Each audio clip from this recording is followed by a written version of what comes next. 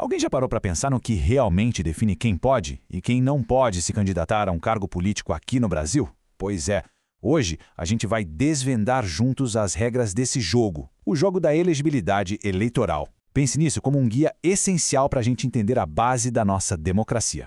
Mas antes da gente mergulhar de cabeça nisso, um pedido bem rápido. Se este conteúdo for útil, se ajudar a clarear as ideias, por favor, considere deixar um like, seguir o canal e compartilhar. O apoio de quem nos acompanha é simplesmente fundamental para essa informação de qualidade chegar a muito mais gente. Então, a grande questão que a gente vai responder aqui é: quais são os requisitos básicos para alguém entrar na disputa eleitoral? E talvez até mais importante, o que pode impedir uma candidatura, mesmo que a pessoa cumpra todos os pré-requisitos? Vamos entender tudo isso agora. Para a gente organizar bem a nossa análise, preparei um roteiro. A gente começa com os pré-requisitos, depois passa para os impedimentos, aí a gente vê o processo de registro, como uma candidatura pode ser contestada, e no final a gente amarra tudo entendendo por que essas regras são tão importantes. Bom, vamos lá. Seção 1. Quem pode ser candidato? Aqui a gente vai ver aquela lista de requisitos positivos, sabe? Ou seja, tudo aquilo que uma pessoa precisa ter e comprovar para sequer começar a pensar em registrar uma candidatura. As condições são bem claras. Para se candidatar, a pessoa precisa, primeiro, ser brasileira, estar com os direitos políticos em dia, ter o título de eleitor, que é o alistamento eleitoral, e também ter domicílio eleitoral na região onde concorre. Além disso tudo, é obrigatório ser filiado a um partido político e, claro, ter a idade mínima exigida para cada cargo. E sobre esse tal de domicílio eleitoral, vale um esclarecimento. Não é só o endereço onde a pessoa mora, tá? A lei eleitoral entende esse conceito de uma forma bem mais ampla. É, na verdade, o lugar com o qual o candidato tem laços. Pode ser um vínculo de trabalho, social, de negócios ou até um vínculo afetivo.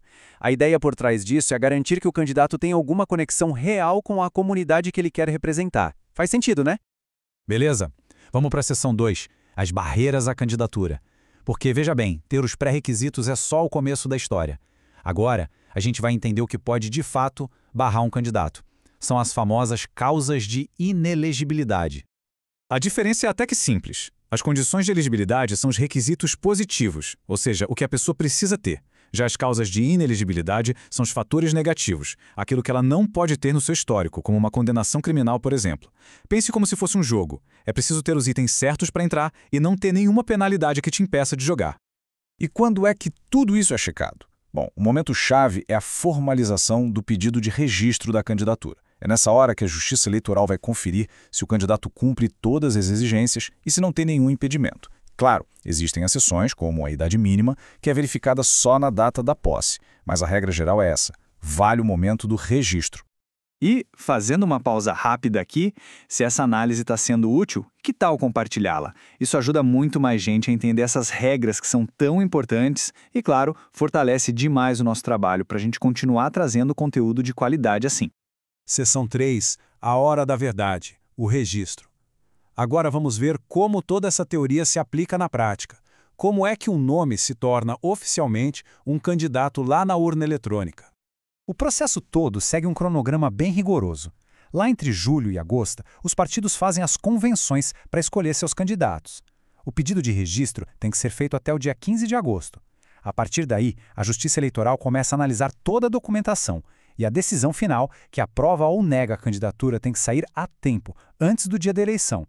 Chegamos na nossa quarta parte, impugnando um candidato. E se alguém perceber que um pré-candidato não cumpre as regras? Pois é, existe um mecanismo legal para isso, e é sobre ele que a gente vai conversar agora. Essa ferramenta se chama Ação de Impugnação de Registro de Candidatura, ou ARC. Basicamente, é um processo judicial. Ele pode ser aberto por partidos, por outros candidatos ou até pelo Ministério Público para avisar a Justiça Eleitoral que um candidato não cumpre os requisitos ou então se enquadra em alguma causa de inelegibilidade. De um jeito bem simplificado, o processo funciona assim. Primeiro, a petição de impugnação é apresentada. Aí o candidato que foi alvo é notificado e tem 7 dias para se defender. Depois disso, tem uma fase para apresentar provas, ouvir testemunhas, seguida pelas alegações finais de cada lado e, por fim, o juiz eleitoral toma a decisão, se aprova ou não o registro daquela candidatura. Pronto, chegamos à nossa última sessão. Por que tudo isso importa? Depois a gente vê todas essas regras, todos esses processos, fica a pergunta: qual é o propósito maior por trás de tudo isso? O ponto central é este. As regras existem para proteger a democracia e não para complicar. Elas garantem que os candidatos tenham vínculos de verdade com a comunidade e, principalmente, que tenham um histórico limpo e uma conduta ética, a chamada idoneidade moral, que seja compatível com a responsabilidade de um cargo público. É um filtro essencial para a integridade de todo o processo eleitoral. E para a gente encerrar, fica a reflexão. Agora que as regras do jogo estão um pouco mais claras, como será que isso muda a perspectiva de quem nos assiste sobre os candidatos e sobre o processo eleitoral como um todo? Muito obrigado por ter acompanhado esta análise até o fim. E para mais conteúdos como este, siga o DireitoCast lá no Spotify e não perca nenhum dos nossos áudios. E lembrando, mais uma vez, deixar um like é um gesto super simples, mas que é muito importante para a gente. Ajuda a impulsionar este material e a fortalecer o nosso trabalho. E se preferir a versão em vídeo, com os slides e tudo mais, é só encontrar a gente como DireitoCast no YouTube e também no TikTok. Mais uma vez, muito obrigado e até a próxima!